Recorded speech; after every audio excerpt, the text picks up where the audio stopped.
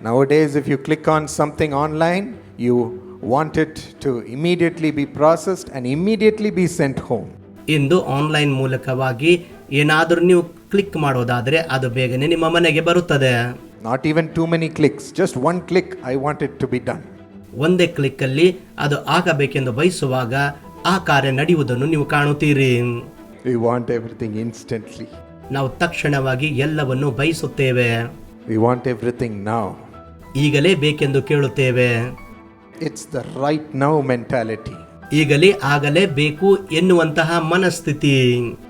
I want what I want right now.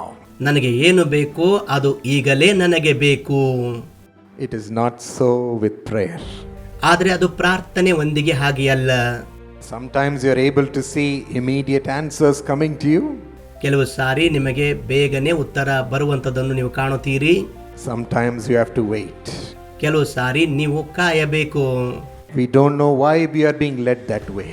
ಆ ರೀತಿಯಾಗಿ ಯಾಕೆ ನಾವು ನಡೆಸಲ್ಪಡುತ್ತಿದ್ದೇವೆ ಎಂದು ನಮಗೆ ಗೊತ್ತಾಗುವುದಿಲ್ಲ. It's so hard to take. ಮತ್ತು ಅದು ಬಹಳ ಕಠಿಣವಾಗಿರುವಂಥದ್ದು.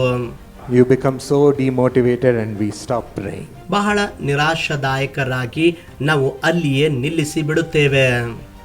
But God cares for you.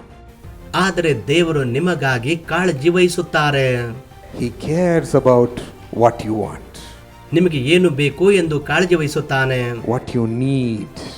ನಿಮಗೆ ಏನು ಅವಶ್ಯಕತೆ ಇದೆ. He cares about what you have in your hands. ನಿಮ್ಮ ಕೈಯಲ್ಲಿ ಇರುವುದರ ಕುರಿತಾಗಿ ಆತನು ಕಾಳಜಿ ವಹಿಸುತ್ತಾನೆ. He cares about shaping your life correctly. ನಿಮ್ಮ ಜೀವಿತ ಆತನಿಗೆ ಅನುಸಾರವಾಗಿ ವಿನ್ಯಾಸಗೊಳಿಸುತ್ತಾನೆ. He cares about your growth long term. ನಿಮ್ಮ ಬೆಳವಣಿಗೆಯನ್ನು ದೀರ್ಘಕಾಲಕ್ಕಾಗಿ ಆತನು ಕಾಳಜಿ ವಹಿಸುತ್ತಾನೆ. He cares about building up your life. ನಿಮ್ಮ ಜೀವಿತ ಕಟ್ಟುವುದಕ್ಕಾಗಿ ಯೋಚಿಸುತ್ತಾನೆ. Prayer makes us gain the greatest treasure in this world. ಈ ಲೋಕದಲ್ಲಿ ಎಲ್ಲಕ್ಕಿಂತ ದೊಡ್ಡ ನಿಧಿ ಹೊಂದಿಕೊಳ್ಳುವಂತೆ ಪ್ರಾರ್ಥನೆ ನಮಗೆ ಮಾಡುತ್ತದೆ. It makes you gain the Lord in your heart. ನಿಮ್ಮ ಜೀವಿತದಲ್ಲಿ ಕರ್ತನನ್ನೇ ಗೆಲ್ಲುವಂತೆ ಮಾಡುತ್ತದೆ.